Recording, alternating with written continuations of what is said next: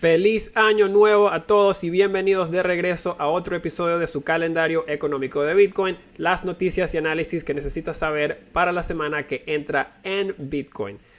Nuevo año y nuevo rally para Bitcoin. Nos encontramos francamente en etapa de descubrimiento de precios. En el análisis de hoy vamos a estar hablando de los niveles importantes que tener en mente para este rally. También vamos a estar hablando de qué son los contratos de futuros de Bitcoin, al igual que los perpetual swaps de Bitcoin.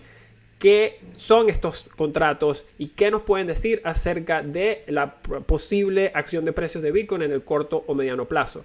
Y por último vamos a comparar cómo dos empresas estadounidenses en el sector de los restaurantes navegaron la crisis del 2020 al comparar a Cheesecake Factory con Domino's Pizza, y dos resultados muy diferentes de la misma crisis. Así que sin nada más que decir, vamos a arrancar con nuestro análisis de la semana de hoy. Y arrancando como siempre hacemos con Bitcoin, feliz año nuevo y feliz all time high para Bitcoin. Tuvo un comienzo del año fenomenal, habiendo roto rápidamente el nivel de los 30.000, y como podemos ver acá, pues tocó un alto de casi $35.000 esta semana para antes de cerrar el día domingo en un nivel de $33.000.80 para un ascenso de casi el 26% para la semana.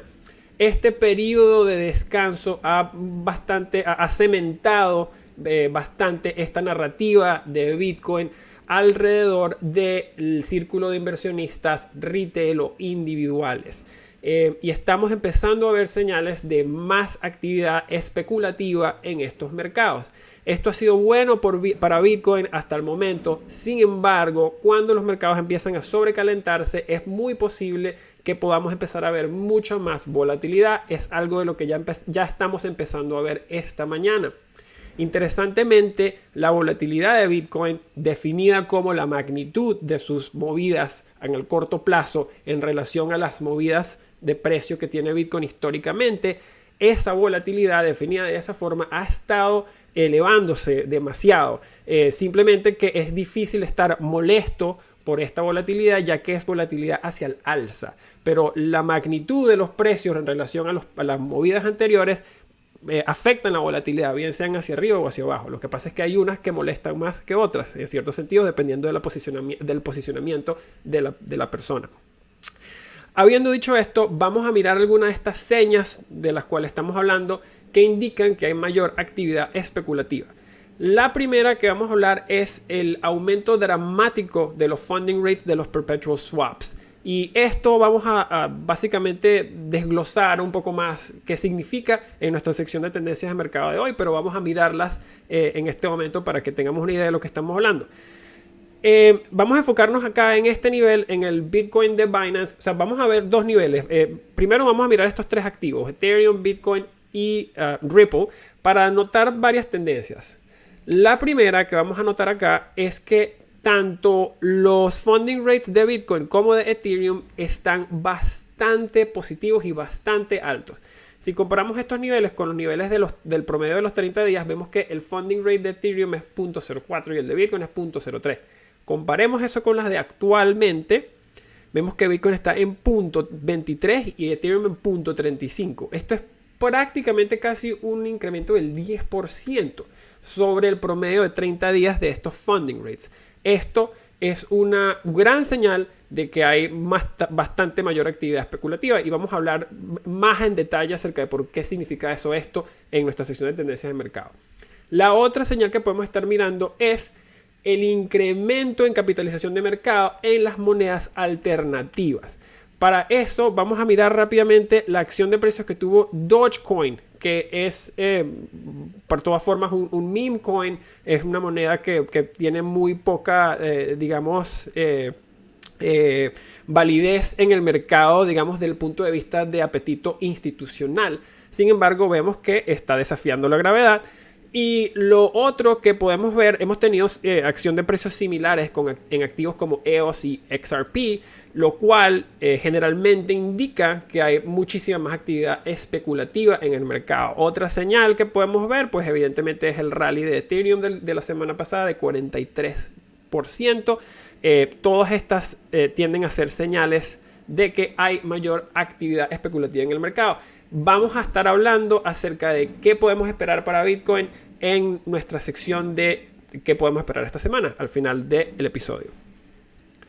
Pasando al S&P 500, vemos que hizo un gap hacia arriba la semana anterior. Básicamente esto quiere decir que el índice arrancó la semana en un nivel muchísimo más alto que el nivel del cierre de la semana anterior. Esto se refiere a un gap.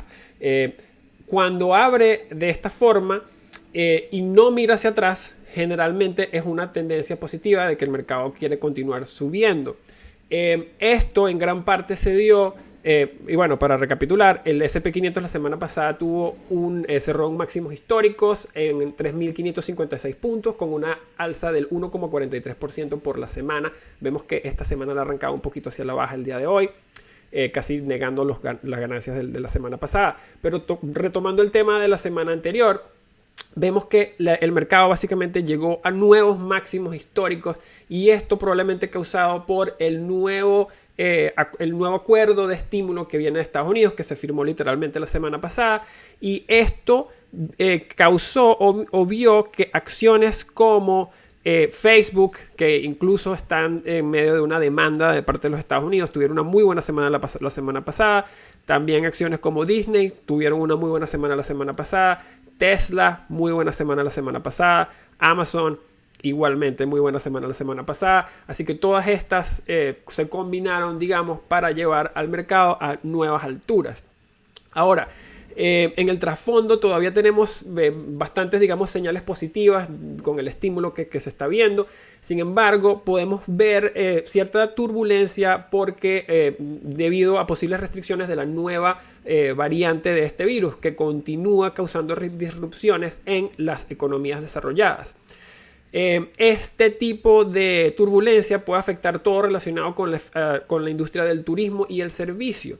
Y lo que hemos visto a través de este año 2020 es que las empresas que han podido reinventarse y impulsar sus conceptos de delivery han obviamente surgido por encima de las empresas en el punto de vista de servicios y restaurantes que están, digamos, limitadas o estaban mayormente enfocadas a prestar servicios en persona, como lo eran restaurantes físicos.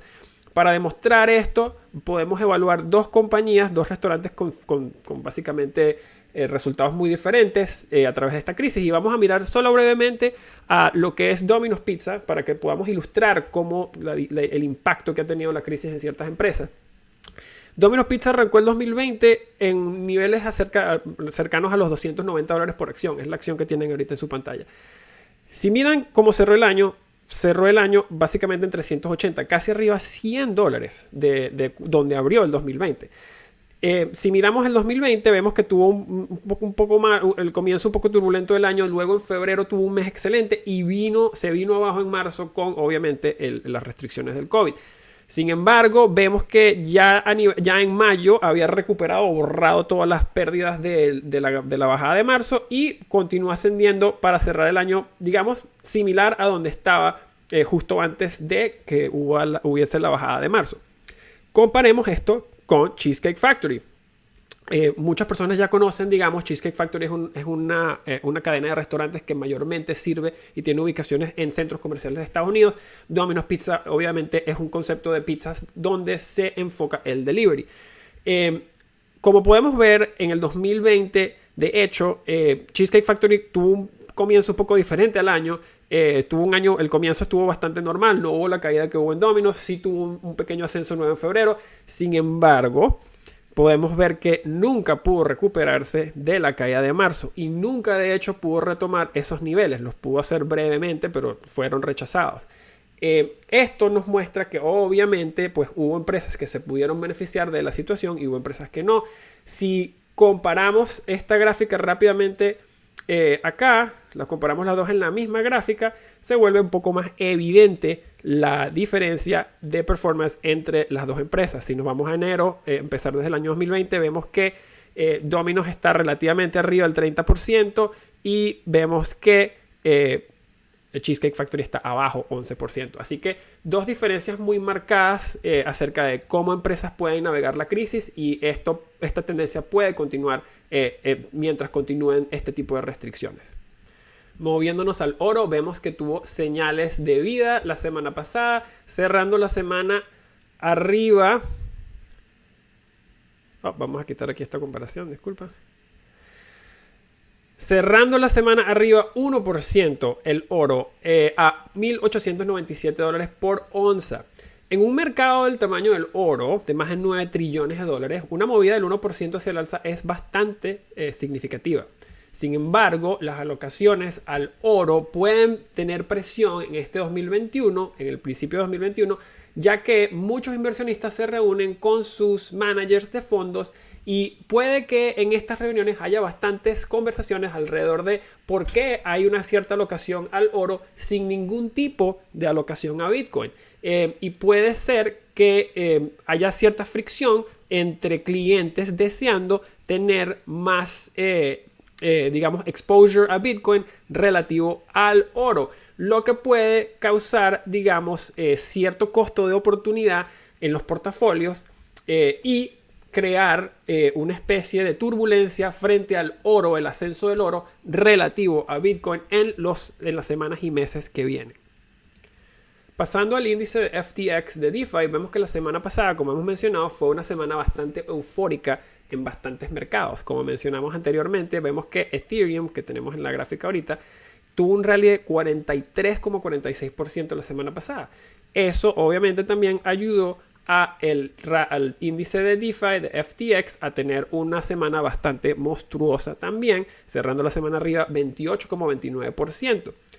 Ahora, las acciones de los reguladores en contra a Ripple no han sido suficientes para detener el ingreso de una ola nueva de especulación a una tasa bastante absurda que está entrando. Y como podemos ver, pues, sin embargo, aunque está entrando toda esta ola nueva de especulación, se dificulta que este index tenga un performance mejor a los activos de nivel protocolo hacia el alza. Eso sigue manteniéndose. Esta semana, por ejemplo, podemos ver que este índice de FTX subió el 28,29% cuando Bitcoin subió 26% y 28,29% cuando Ethereum subió 43%. Aunque la movida del índice de DeFi sí fue por encima de la de Bitcoin, no fue todavía por encima de la de Ethereum. Sin embargo, este tipo de movidas y este tipo de niveles empiezan a ser preocupantes porque empiezan a demostrar que la dinámica de mercado está cambiando de manera bastante rápida. Este nuevo flujo de actividad especulativa hacia los mercados va a traer bastante volatilidad, no solo en Bitcoin, sino en mercados alternativos. Como vimos mencionando, ya lo estamos viendo esta mañana. Vemos que después del rally monstruoso que tuvo Bitcoin en los últimos días, ahora estamos abajo 5% esta mañana, lo cual es volatilidad como la definas. Y creo que eso puede seguir continuando mientras entran más especuladores al mercado. Por otro lado, lo que también puede estar por venir serán, digamos, patrocinios de gente famosa o celebrities en proyectos obscuros o poco conocidos. Como mencionamos, eso probablemente va a empezar relativamente pronto y eso tiende a ser un buen indicador también de que podemos estar aproximándonos a un tope local para los mercados. Y en nuestra sección de tendencias de mercado de hoy vamos a estar hablando del mercado de futuros de Bitcoin, tanto los futuros estándar como los perpetual swaps. Para arrancar vamos a hablar un poquito de qué son unos contratos de futuro, un poquito de historia y digamos por qué se crearon.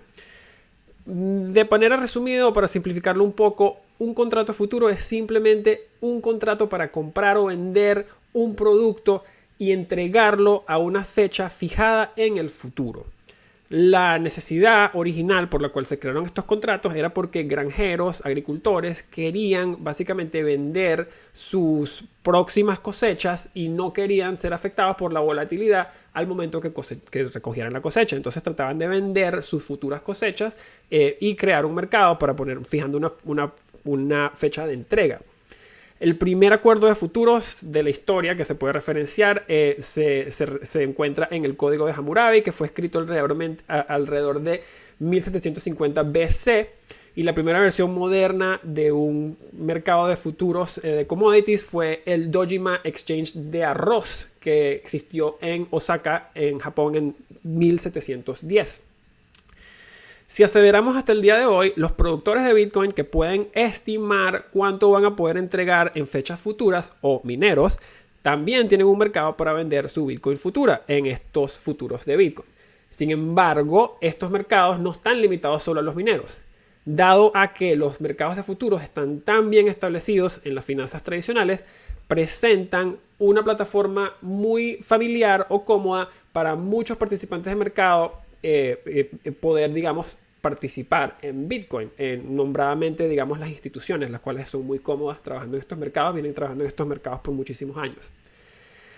Los contratos de futuro pueden ser settled o pueden ser, digamos, entregados o saldados de manera física. En este caso, el comprador de ese futuro recibe el activo físico que está comprando, llámese un barril de petróleo, 91 toneladas de arroz o, en el caso de Bitcoin, 5 Bitcoins. Y esa persona recibe esa commodity o ese producto físico en la fecha de entrega. Eso es el futuro con entrega física. El futuro con entrega financiera básicamente dice que la persona que compra ese futuro recibe el equivalente financiero o el monto equivalente en la fecha de entrega, no el producto como tal. Para, digamos, describir un poco más acerca de cómo funcionan los contratos de Bitcoin, básicamente los contratos de Bitcoin son por 5 Bitcoins, cada contrato es de 5 Bitcoins y transa por los próximos 6 meses consecutivos, incluyendo los 2 últimos meses de diciembre o los 2 próximos meses de diciembre. Para resumir, hoy actualmente en el CME tenemos contratos para enero, febrero, marzo, abril, mayo, junio, diciembre del 2021, diciembre del 2022. Esos son los contratos que tenemos. Entonces, podemos mirarlos acá, los voy a poner acá atrás de la pantalla para que podamos ver lo que estamos diciendo. Entonces, aquí podemos ver y vamos a comparar esto con el precio de Bitcoin actual. Vemos que el precio de Bitcoin actual está en 31.238. Si comparamos eso con los futuros, vemos que el futuro de enero está en 32.150, febrero 32.585, marzo 33.200, abril 33.080 y mayo 32.500. Interesantemente, una cosa que podemos notar acá es que, como ya hemos dicho, estamos empezando a ver señales de que hay ciertas dislocaciones en el mercado. Aquí estamos viendo puntualmente una.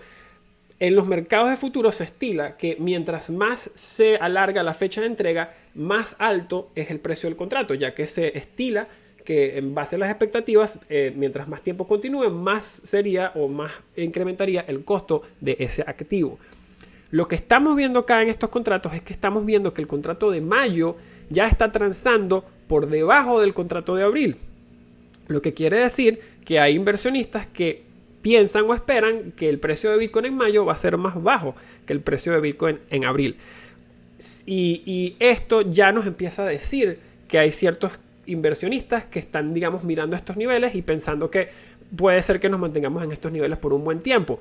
Estos son los inversionistas y en esta plataforma puntualmente, en el CME, transan normalmente instituciones bastante serias con bastante regulación y es interesante ver la diferencia en posicionamientos entre este mercado y un mercado como los futuros de Kraken. Vamos a nada más por visualizar, ver la diferencia entre el precio del contrato del futuro de mayo en la plataforma de Kraken. Vemos que no tienen contrato de mayo, pero tienen contrato de junio. Y vemos que junio está mostrando 33.550. Aquí sí podemos observar que los precios sí continúan ascendiendo mientras la fecha se alarga. Así que podemos ver que hay una cierta diferencia en posicionamiento entre las personas que utilizan plataformas como Kraken para futuros y personas que utilizan plataformas como el CME para futuros. Eso puntualmente ya empieza a demostrar que hay diferentes visiones acerca de dónde se puede dirigir el mercado. Así que es bastante interesante ver estas diferencias. Luego de haber hablado de los contratos de futuros estándares de Bitcoin, estos son los contratos que son bastante similares a los contratos de petróleo y los contratos de arroz. Hay un concepto de contrato futuro que se llama el Perpetual Future Swap, que fue un tipo de contrato popularizado por Bitcoin.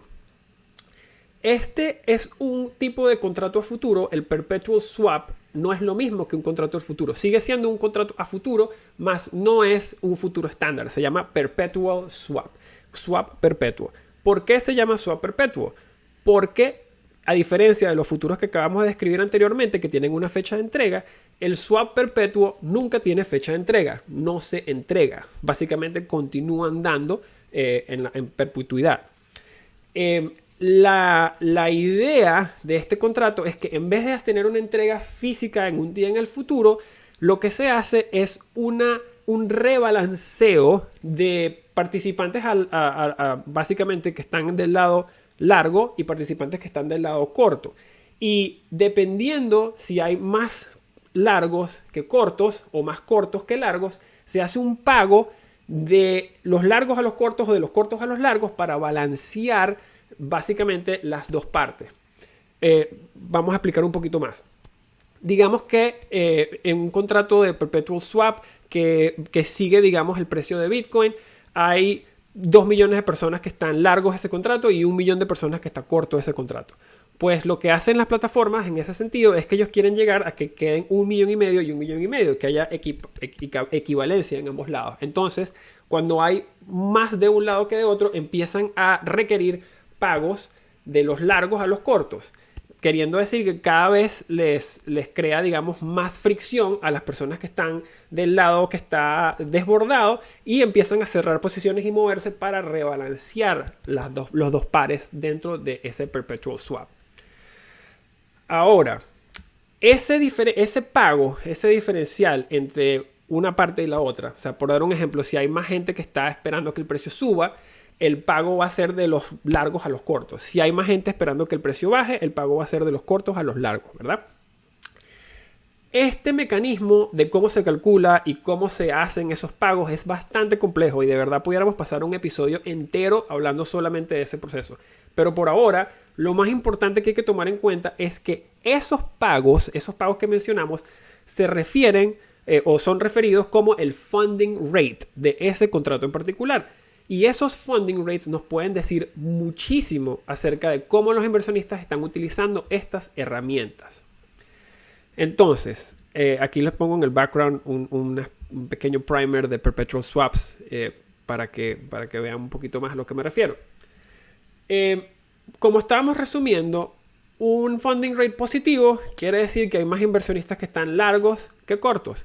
Y un funding negativo quiere decir que hay más personas que están cortos que largos en ese contrato. Vamos a ver algunos funding rates en las plataformas más populares para ver de lo que estamos hablando. En esta gráfica aquí estamos viendo los funding rates de varios activos en las plataformas BitMEX, FTX, DYDX y Binance. Vamos a enfocarnos aquí en Bitcoin y vamos a enfocarnos aquí en Ethereum. Algunas cosas que podemos ver acá que básicamente saltan a la pantalla es que tanto Bitcoin como Ethereum están tienen tasas de funding rate bastante positivas, queriendo decir que hay muchísima más gente larga ese contrato que cortos ese contrato. Lo otro que podemos ver aquí que es interesante es que la tasa de funding rate de Ripple, de XRP en la plataforma FTX está negativa. Esto quiere decir que hay más gente que está corta este contrato que larga, lo cual no nos sorprende dadas las nuevas noticias de acciones de reguladores contra Ripple. Lo que sí sorprende es ver lo positiva que está esa misma tasa en la plataforma de Binance, lo que nos muestra que hay muchísima acción especulativa hacia el alza en Ripple en la plataforma. Otra cosa interesante es que en estos futuros de estos contratos, con estas tasas de funding rate, es que estas tasas podemos ver, ya que vemos cuánto es el monto y sabemos cuántas veces al día se hace ese pago, podemos calcular la tasa de interés efectiva que están pagando las personas que están usando este contrato. En el caso de Binance, que vemos que esta tasa es de 0.23%, si anualizamos esta tasa, esto se traduce a una tasa de interés de casi el 200% anualizado para utilizar este contrato. Esa tasa de interés es absurdamente alta, lo cual hace que utilizar estos contratos sea de ganancias solo si la persona que lo está utilizando muchísimo margen, muchísimo leverage, muchísimo crédito. Y la otra es que si la movida direccional del activo sobre el cual compras el contrato sobrepasa esa tasa de interés. Estas dos cosas nos revelan algo bastante interesante acerca de los perpetual swaps y de estos mercados, que por un lado son herramientas para especulación, ya que solo te dan exposición al precio del activo, nunca te dejan ser dueño del activo como tal, nunca te dejan recibir ese activo. Y la última es que el margen, o sea, la utilización de margen de X de crédito, o sea, de leverage para comprar estos futuros es demasiado prevalente. Y lo cual hace que estos sean herramientas de bastante alto riesgo. Como podemos ver, las tasas de funding rates en estos perpetual swaps nos pueden dar de bastante visibilidad acerca de cómo los especuladores a corto plazo están utilizando estas herramientas y posicionándose en los mercados. Pasando a nuestro comentario de dificultad minera de Bitcoin, vemos que la dificultad todavía se encuentra en 18,67 terahashes, pero como era de esperarse, ya estamos empezando a ver bastante hash rate queriendo entrar de nuevo en la red con el próximo ajuste de dificultad, mostrando un incremento hacia 19,63 terahashes o un aumento de 4,30% de la dificultad que estamos viendo ahorita. Aunque normalmente vemos los ajustes de dificultad los los días domingo, ya que para este ciclo está entrando muchísimo hash rate nuevo, es posible que se acelere el próximo ajuste de dificultad para el día viernes o posiblemente el día sábado. Afortunadamente, el mempool ha manejado las recientes transacciones con el rally que hubo el fin de semana bastante bien y las transacciones o los tiempos de transacción en Bitcoin se encuentran bastante normales. Los vamos a mantener informados de cualquier información relevante en este frente a través de la semana por nuestras redes sociales. Y como siempre, para cerrar, los dejamos con qué podemos esperar para esta semana que entra. Con el nuevo año arrancando, Bitcoin también ha arrancado su nuevo rally y luego de haber tocado $35,000, solo 19 días después de haber roto el nivel de los 20,000, es una movida bastante impresionante. Como hemos mencionado aquí, es muy probable que alrededor del mundo haya juntas corporativas y comités de inversión que están trabajando en el proceso de comprar o alocar bitcoins en sus portafolios. Lo que podemos estar presenciando ahorita es un front running o la actividad de especuladores tratando de anticiparse a estas compras corporativas y beneficiarse de las mismas. Podemos ya ver un incremento bastante marcado de actividad especulativa y esto está, digamos, evidenciado por las funding rates de las cuales estamos hablando que están efervesciendo, al igual que las monedas de meme que están levitando, monedas que tienen muy poco interés institucional y sin embargo desafiando la gravedad. Afortunadamente, las instituciones que están buscando hacer compras de Bitcoin en este rally pueden que no sean tan sensitivas al precio como los inversionistas de Bitcoin que participaron en los rallies pasados. Los recientes eventos han más que validado las decisiones de los pioneros como Michael Saylor y la tendencia parece estar reforzándose en vez de debilitándose. Esperamos ver más anuncios de compras de Bitcoin, bien sea de aseguradoras, corporativas o incluso gobiernos en los días y semanas próximos. Separadamente de la mano del nuevo paquete de estímulo de Estados Unidos, la reapertura de los mercados de finanzas tradicionales puede que traigan una nueva ola de capital a Bitcoin, dado a rotaciones de capital.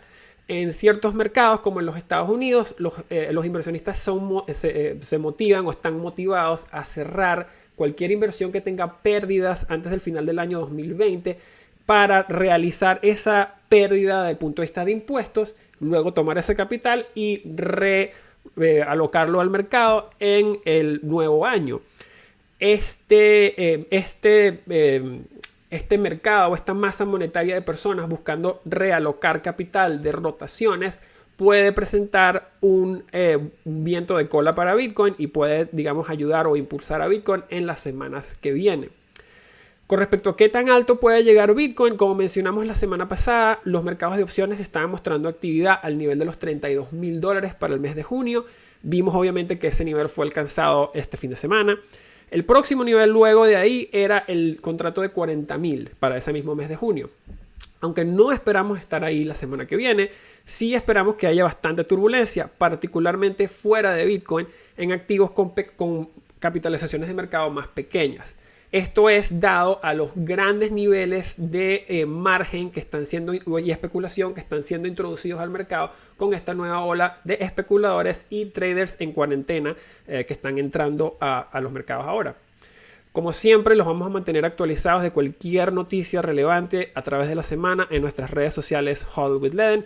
Y si todavía no tienen una cuenta de Leden, les invito a que visiten leden.io y aprendan cómo pueden empezar a ganarse 6,25% en sus Bitcoin y 12,25% en sus dólares digitales. Así que los quiero mucho, que tengan una muy buena semana, tengan mucho cuidado y nos vemos en la próxima.